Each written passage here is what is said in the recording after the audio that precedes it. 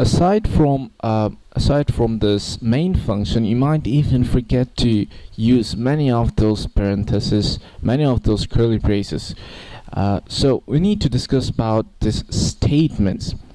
So a statement essentially means a complete sentence in a programming perspective. So when you talk about a statement, like this one is a complete statement. This one forms a statement, and we can recognize it through the usage of the semicolon. So this semicolon is actually the delimiting part, or this is telling the compiler that this is a complete sentence and you need to evaluate this thing, and when you evaluate that, then move on to the next line. Now when your compiler starts reading your code that you pass along for the translation into a machine language, it will start from the this header part, or this header or this include file. So when it encounters a include file, it will look at the header file and it will bring something called this printf function. Now if you remove this header file, suppose if we remove that, let's erase this off, let's save this now, and let's build this. So it's telling us there is a warning. Now the warning is that it's not, the syntax is actually correct. If you remove this part right now, suppose we remove the semicolon, and let's save this, then again let's build this. Now it's telling us there is a warning and there is an error. So what's this error and what's this warning about? The warning is actually about that it's not finding, or it's not getting what this printf function is. Now this error is about your syntax. It's your incorrect syntaxes. Incorrect syntaxes means, suppose in English is a human language, and programming are languages that are used to make the computer understand something.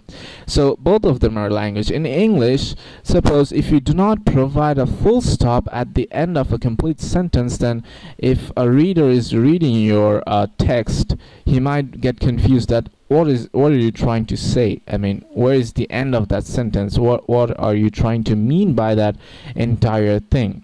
So if you miss out a full stop, you're actually missing out the point that you convey to the reader.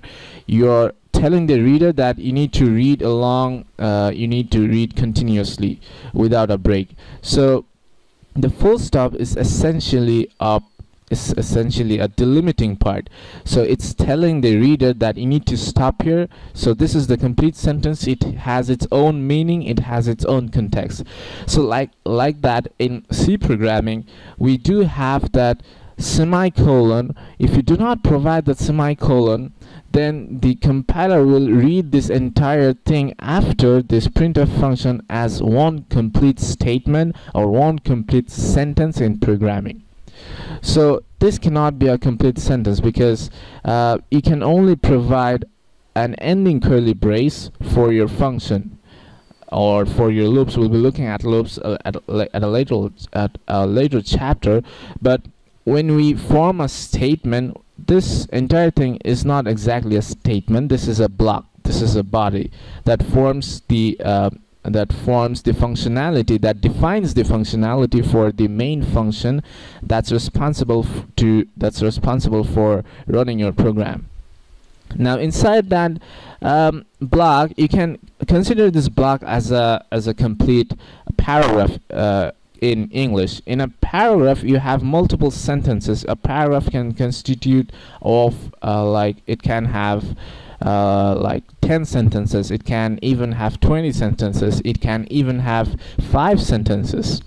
So a complete paragraph, you can tell that by you indent the first word in a paragraph, or when you start writing a paragraph in English, you provide a single line gap. Something like, if you start writing like this is a C program, okay, So this is an English sentence. So this is also a paragraph. Suppose that we have something like this forming a paragraph. Now that we want to move on to the next paragraph, so we provide a single line gap and we start writing like this. So this entire thing can be considered to be a paragraph. I'm not showing you an entire example of English language because this is not about English language.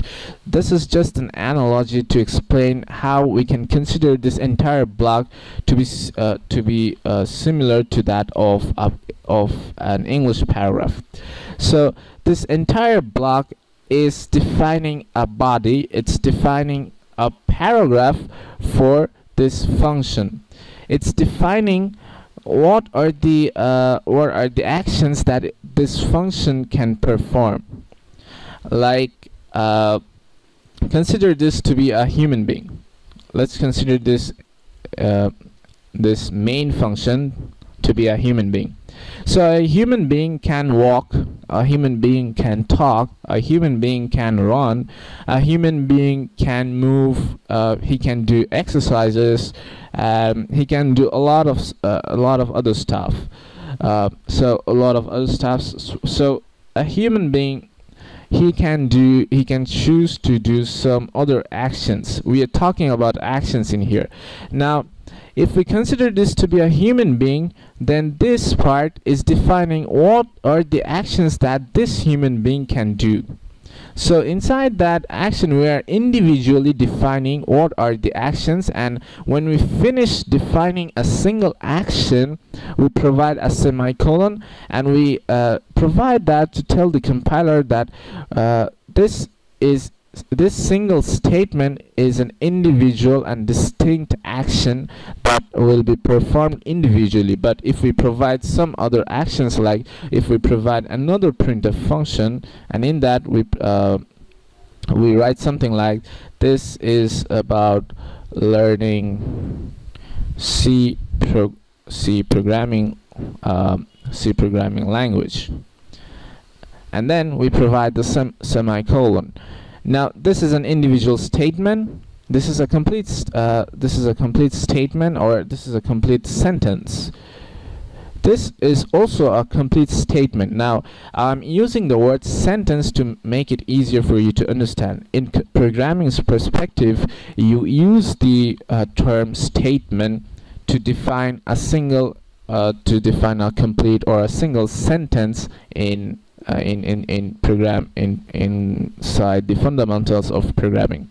Now so what are we doing in here? We're defining one single action by a single statement, then we're moving on to another statement and we're defining yet another distinct action by it. These two actions are enclosed as one single group of actions using these curly braces. So that's what this human being can do. If we consider this function to be a human being, then these are the functionalities, or these are the actions that this human being can perform. So so this error that we found in here, if we look at the build messages, so it's telling us there is an error. You can even look at that because it's pointing out to the red color.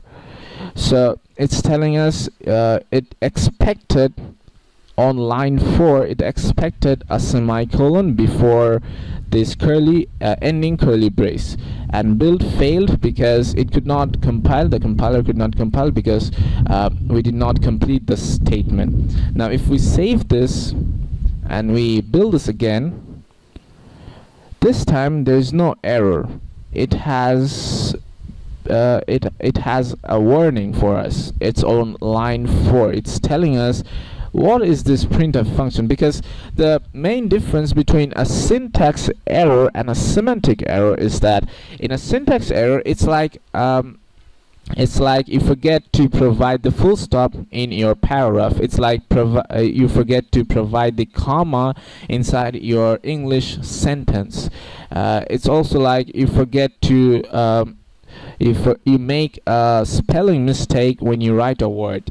So syntax error is something like that. Syntax error is something like you forget, suppose you forget to provide the first starting curly brace. So this is a syntax error. So even if you forget to provide, suppose, this parenthesis, so this is actually a function. So a function, you will always recognize a function by its curly, by its parenthesis. So this is, I think this is the first bracket. Yep. So you will always recognize a function by, it will always have a name, and this name will be followed by this parenthesis. So when we define a function, we use a body. We'll be looking at functions into more detail at a later chapter, but just to get the idea of how this main function works and how it's going to manipulate our program, we need to understand what is the format of this main function. So whenever you see something like this, whenever you see something of a name and you see a parenthesis following that name, you will always recognize it to be a function.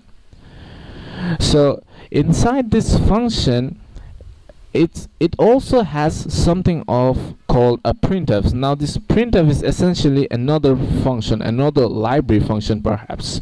So this library function was written by someone else someone else, like library functions are generally pre-configured